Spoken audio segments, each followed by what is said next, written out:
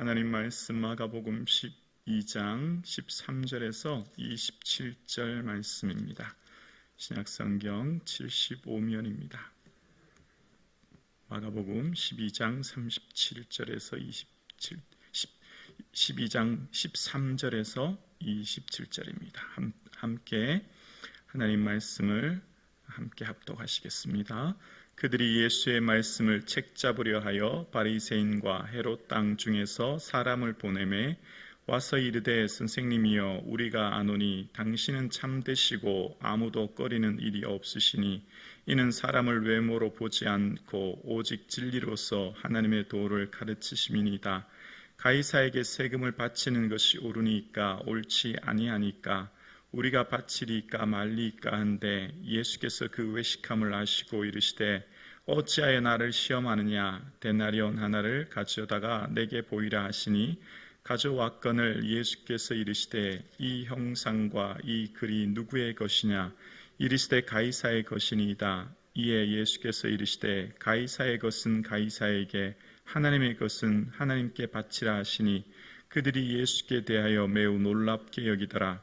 부활이 없다는 사두개인들이 예수께 와서 물어 이르되 선생님이여 모세가 우리에게 써 주기를 어떤 사람의 형이 자식이 없이 아내를 두고 죽으면 그 동생이 그 아내를 취하여 형을 위하여 상속자를 세울지니라 하였나이다.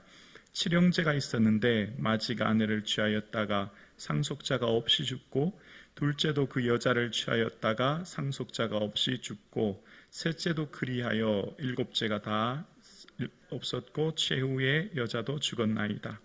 7사람이 다 그를 아내로 취하였으니 부활 때 곧 그들이 살아날 때 그 중에 누구의 아내가 되리이까? 예수께서 이르시되 너희가 성경도 하나님의 능력도 알지 못함으로 오해함이 아니냐. 사람이 죽은 자 가운데서 살아날 때에는 장가도 아니하고 시집도 아니하고 하는 하늘에 있는 천사들과 같으니라. 죽은 자가 살아난다는 것을 말할진대 너희가 모세의 책 중 가시나무 떨기에 관한 글에 하나님께서 모세에게 이르시되 나는 아브라함의 하나님이요 이삭의 하나님이요 야곱의 하나님이라 하신 말씀을 읽어보지 못하였느냐.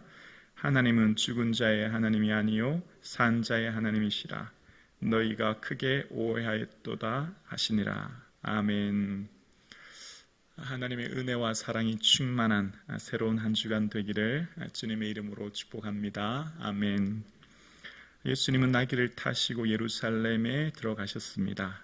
그런데 성전에서 행해지는 형식적인 예배와 종교 지도자들의 타락을 보시고 성전에서 매매하는 자들을 그 상을 둘러 엎으시고 성전을 정결하게 하시죠. 그렇게 하자 종교 지도자들이 예수를 어떻게 죽일까 계획하기 시작합니다.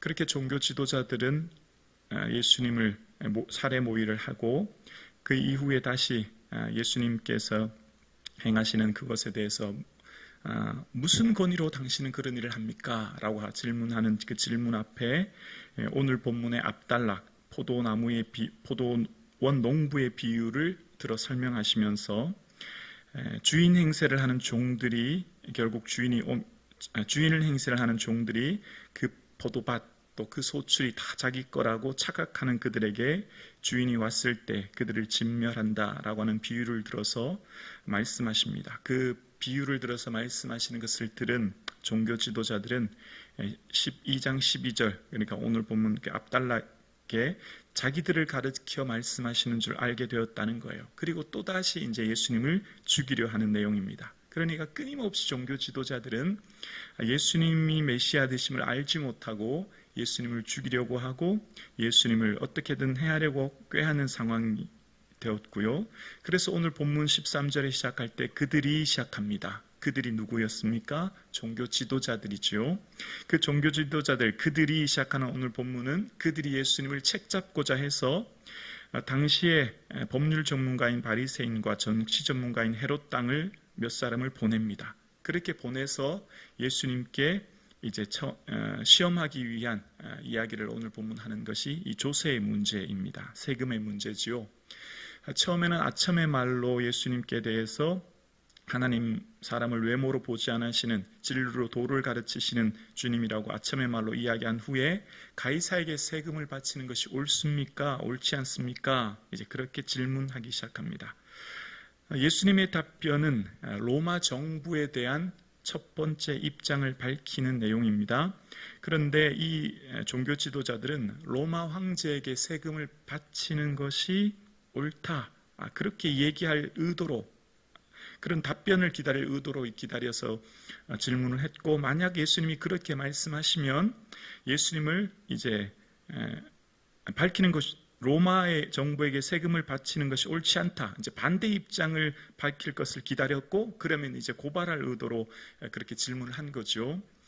그래서 이제 예수님께 질문을 했을 때, 로마 정부의 세금을 바치면 로마 정부의 이 동전에 그려진 황제의 신상 그림이 있었기 때문에 황제에게 우상 숭배하는 것이 되어서 모든 유대인들이 여기에 외면당할 것이고, 또 반대로 로마 정부에게 이 정부에게 세금을 바치지 말라라고 하면 로마 사람들에게 이 고발당할 것을 상황, 그러니까 진퇴양난의 상황을 만들기 위해서 이런 질문을 한 것입니다. 자, 이런 상황 가운데 예수님께서 이 16절에 보면, 15절에 보면 이제 이 데나리온 하나를 가져오라고 말씀하시고, 16절에 보면 이 형상과 이 글이 누구의 것이냐 이제 질문하는 내용이 이 16절에 나옵니다. 그 당시 모든 사람들이 내는 인두세는 보통 1데나리온을 내었다고 해요. 그런데 그 1데나리온 동전을 보면 동전 앞쪽에는 이제 황제의 화상, 황제의 얼굴이 그려져 있고, 그 황제의 얼굴 아래쪽에 글씨에 신성한 신의 아들 티베리우스 아우구스도 황제, 이런 글귀가 적혀 있었다고 합니다. 그리고 그 동전의 뒷면을 보면 황제의 어머니 리비아가 오른손을 들고 올림피아도 호를 쥐고 왼손에는 감람나무 가지를 들고 신들의 보좌에 앉아서 평안을 주를 인물로 황제가 그려졌다고 합니다. 그러니까 이 주화는 신적 권력을 가진 가이사에게 경배해야 될 것을 드러내는 것이 이 동전이었다는 겁니다. 그래서 이 로마 데나리온 동전은 로마 정부에서 이 경제적인 수탈을 드러내는 것과 동시에 동전에 그려진 로마 황제는 신의 아들이고 그 신의 아들에게 경배해야 된다, 그런 의미가 담겨져 있는 것이죠. 그런데 이제 유대인들, 하나님을 경외하는 유대인들이 그 동전을 볼 때 신의 형상을 만들지 말라라고 하는 십계명에 위배되는 우상 숭배의 화상이 그려져 있는 것 아닙니까? 그런 상황에 예수님께서 17절에 말씀하시기를 가이사의 것은 가이사에게, 하나님의 것은 하나님에게 바치라, 이제 이렇게 말씀하시는 겁니다.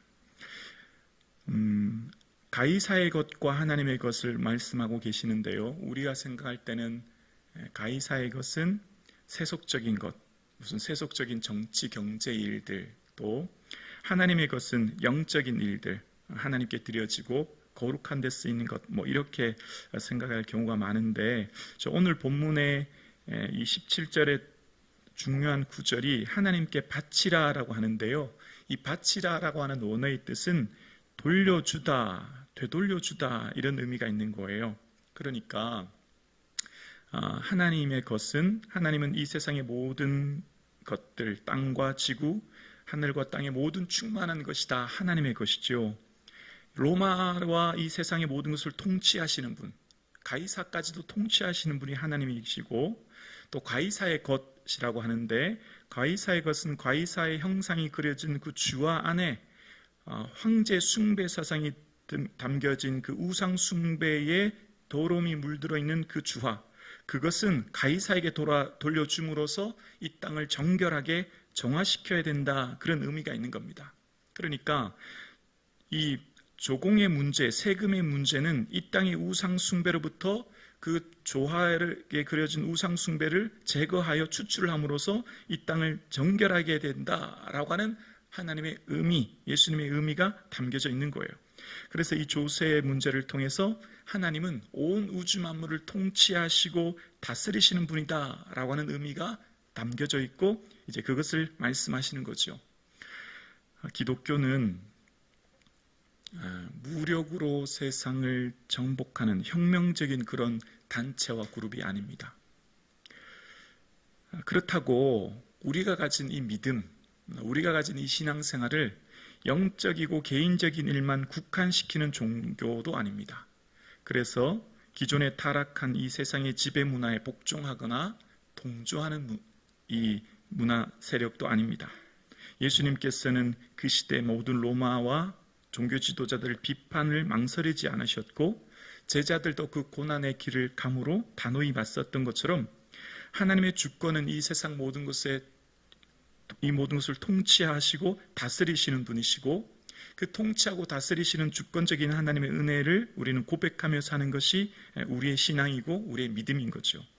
그래서 오늘 예수님께서는 이 조세의 문제를 통해서 주님께서는 온 우주 만물을 통치하시고 다스리는 분이심을 다시 한번 말씀하시는 거예요. 자, 그리고 이제 사두개인들이 두 번째 단락으로 예수님께 질문하는 것이 등장합니다. 사두개인에 대한 질문이 18절에 소개될 때 사두개인은 부활이 없다라는 것으로 먼저 사두개인을 이야기합니다. 당시 사두개인들은 로마 정부와 헤롯 왕에게 충성을 통해서 자신의 경제적, 정치적인 이익을 추구하는 것이 이 사두개인들이었는데요. 사두개인들에게는 그 정경, 그러니까 우리는 정경이 구약 39권, 또 신약 27권 아닙니까? 근데 이 사두개인들의 정경은 딱 5권, 모세 5경만이 그들의 정경이었습니다. 그러니까 모세 5경 외에는 믿지 않는 거예요. 근데 이 모세 5경에는 부활의 교리를 거부합니다. 나와 있지 않아요? 그러니까 이 사두개인들의 특징은 사도행전 23장 말씀처럼 사두개인은 부활도 없고 천사도 없고 영도 없다라고 이야기합니다. 그들은 영적인 세계를 믿지 않고 부활도 믿지 않고 천사도 믿지 않아요. 자, 그런 사두개인들이 오늘 본문에 이제 예수님께 찾아와서 질문을 합니다. 질문의 내용은 19절 이하에 보면 모세가 우리에게 써주기를 라는 표현은 신명기 25장 5절에서 10절까지의 내용을 인용해서 얘기하는 거예요. 신명기 25장 이하의 내용을 보면 형제 한 사람이 살다가 죽으면 그 죽은 미망인의 아내는 동생이 그 결혼해서 그 기업을 이어야 된다라고 하는 수혼법에 대해서 기록되어 있는 것을 이야기하는 거거든요. 이제 그것을 인용해서 사두개인이 이제 질문하는 겁니다. 어떤 사람이 살다가 죽었는데 자식이 없이 죽었고 아내를 두고 죽었습니다.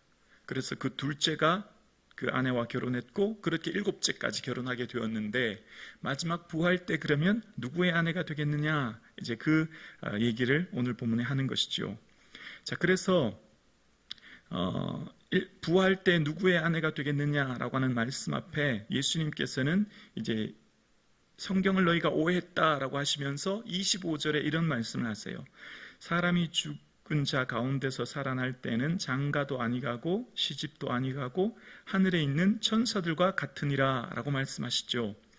사람이 죽을 때 죽어서 다시 부활하는 살아난 존재가 살아날 때 어떤 존재가 되느냐라고 하실 때 하늘에 있는 천사와 같이 된다라고 말씀하시는 거예요. 죽은 자가 다시 살아날 때 그 삶의 어떤 존재의 모습에 대해서 이야기할 때 우리는 천사와 같은 존재로 새로운 변화된 존재가 된다라고 하는 것을 말씀하시는 거죠. 그래서 예수님께서는 이 요한복음 11장 이하에 보면 나는 부활이요 생명이라고 말씀하신 주님은 나를 믿는 자는 어떻게 해요? 영원히 죽지 아니하리라 라고 말씀하셨죠. 그래서 우리의 삶에 완전히 질적인 변화가 일어나는 것을 말씀하시는 거예요. 그래서 사도 바울도 고린도전서 15장 이하에 보면 우리가 죽은 자들이 어떻게 다시 살아나며 어떤 몸으로 오느냐라고 할 때 신령한 몸으로 다시 살아나느니 라고 하는 말씀이 있습니다. 그러니까 우리의 부활 때는 완전한 새로운 질적인 변화로 새로운 몸을 입고 변화되는 모습을 예수님께서 말씀하시는 겁니다. 자, 그렇게 말씀하신 후에 이제 26절 이하에 이렇게 말씀하시는 겁니다. 죽은 자가 살아난다는 것을 말할진대 너희가 모세의 책 중에 가시나무 떨기에 관한 글에 하나님께서 모세에게 이르시되 나는 아브라함의 하나님이요 이삭의 하나님이요 야곱의 하나님이로라 하신 말씀을 읽어보지 못하였느냐 이제 말씀하시죠. 자, 조금 전에 모세 오경 신명기를 통해서 질문했지 않습니까? 그래서 지금도 예수님께서는 그 사두개인들에게 모세의 책을 통해서 다시 답변을 하시는 거예요. 그러면서 모세의 책 중에 모세가 하나님을 만난 떨기나무 사건이 출애굽기 3장에 나오지 않습니까? 그때 말씀을 인용해서 말씀하시는 거예요. 그 출애굽기 3장 6절에 나는 내 조상의 하나님, 아브라함의 하나님, 이삭의 하나님, 야곱의 하나님이니라 라고 하신 그 말씀을 이제 인용하시는 거예요. 그러면서 그 말씀을 인용해서 답변하시는 내용이 오늘 본문에 나오는데, 하나님은 어제나 오늘이나 동일하신 분이다. 하나님은 영원토록 변함없으신 한결같은 분이시다. 아브라함에게도 하나님이셨고 이삭에게도 하나님이셨고 야곱에게도 하나님이셨던 그 하나님이 모세의 하나님 되어주셨듯이 지금 그 하나님이 우리의 하나님이시다. 아브라함, 이삭, 야곱도 죽었고 그리고 또한 모세 또한 하나님을 만나고 동행해서 그들이 죽었지만 그들을 모두는 죽었지만 유한한 존재였지만 하나님은 영원하신 분, 변함없으신 분이시고 그분이 지금 우리와 함께 하신다라고 하는 것을 말씀하시는 거예요. 예수 그리스도는 어제나 오늘이나 영원토록 동일하신 분이신 것처럼 살아계신 하나님은 영원토록 동일하신 분이시고 그 영원토록 동일하신 분이 지금 누구와 우리와 함께 하신다. 이제 그 말씀을 하시면서 주님께서는 죽은 자의 하나님이 아니시라는 것, 그러니까 7 형제 아들들에 대해서 얘기를 하면서 과거의 죽은 문제에 관해서 생각하는 것보다 지금 현재 우리와 함께 하시는 우리의 하나님인 것을 고백하는 것을 말씀하면서 그 하나님은 살아계신 우리와 함께 하시는 그 하나님이 살아계시다라고 하는 것을 말씀하시는 겁니다. 그러면서 이 본문은 또한 결국 제자도와 연결됩니다. 제자들에게도 또한 이 말씀을 하시는 거예요. 제자들은 예수님께서 죽은 야이로의 딸을 살리시고 변화산에서 모세와 엘리야와 대화했던 그 예수님을 만났음에도 불구하고 아직도 이 제자들이 예수님의 그 메시아 되심, 부활하신 주님을 잘 믿지 못하는 그들 가운데 이 말씀을 또한 하시는 거죠. 그리고 이 말씀을 들은 제자들이 예수님에 대해서 분명히 알지 못하고 깨닫지 못해서 결국 예수님이 십자가에 못 박힐 때 부인하고 예수님 저주하고 다 뿔뿔이 흩어졌지만 다시금 예수님이 부활하셔서 오신 후에 그들을 만나주신 후에야 비로소 주님의 부활하심을 알고 그들의 증인이 된 것을 말씀하고 계시죠. 오늘 예수님께서는 이 말씀을 통해서 얘들아, 나는 영원토록 변함없는 하나님이야 라고 하는 것을 말씀하시면서 그 주님께서는 죽은 자의 하나님이 아니라 산 자의 하나님이며 영원토록 변함없으신 한결같으신 하나님인 것을 말씀하고 계시는 것이죠. 오늘 함께 예배드리시는 사랑하는 성도님, 예수님이 오늘 우리와 나와 함께 계신 줄로 믿습니다. 아브라함과 함께 하셨던 하나님, 모세와 함께 하셨던 그 하나님, 또 오늘 본문에 기록되어 있던 제자들과 함께 하셨던 그 하나님이 영원토록 변함없으신 그 하나님이 지금 오늘 우리와 함께하고 계신 줄로 믿습니다. 그들은 이 땅에서의 삶의 생을 마치고 죽었지만 하나님은 영원토록 변함없으셔서 우리와 함께하고 계시고 지금 우리와 동행하시는 거예요. 그리고 우리는 또한 주님과 함께 동행함으로 이제 그 부활에 지금 오늘 우리는 이 장소에 지금 이곳에서 동참하는 겁니다. 부활의 권능과 그 고난의 참여함을 알고자 하여라고 하는 사도 바울의 고백처럼 우리의 부활은 지금 이곳에서 이미 참여하고 있는 거예요. 지금 이곳에서 이미 주님과 함께 영원히 거하는 것이죠. 지금 우리와 함께 계신 주님과 함께 살아가는 우리는 그 부활의 사건에 동참하는, 지금 이곳에서 그 부활에 함께하여 동참하였고 우리는 주와 함께하는 우리의 삶은 죽어도 다시 살겠고라고 하는 말씀 속에 우리의 삶은 영원한 생명 속에 이미 동참하고 있는 거예요. 이미 우리는 영원히 시작되는 거죠. 이미 영원 속에 우리는 살아가고 있는 거예요. 지금 우리의 삶은 영원한 하나님 나라에 동참하고 있는 것이고 그곳에서 시작되어진 것이고 주와 함께 거하는 삶이 된 줄로 믿습니다.